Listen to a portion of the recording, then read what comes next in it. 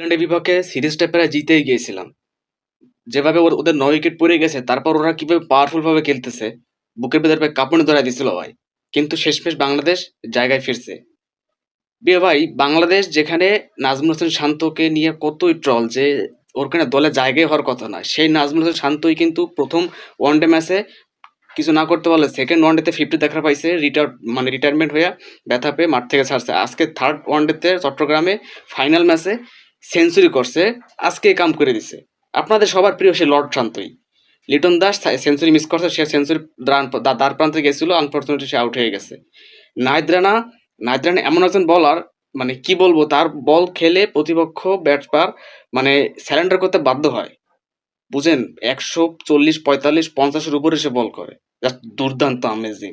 এবং মুস্তাফিজুর রহমান আমাদের hour king, cutter master, সে যেন তার সেই চিরচেনা রূপেই ফিরছে। মানে আজকে ফাইবার তুলে নিয়েছে ভাই। চিন্তা করতে পারতেছেন, মুস্তাফিজুর রহমান দ্য ফেস। শেষমেশ বাংলাদেশ সিরিজ জিতলো নিউজিল্যান্ড বিপক্ষে ঘরের মাঠে ২-১ ব্যবধানে। So congratulation team Bangladesh, team tiger.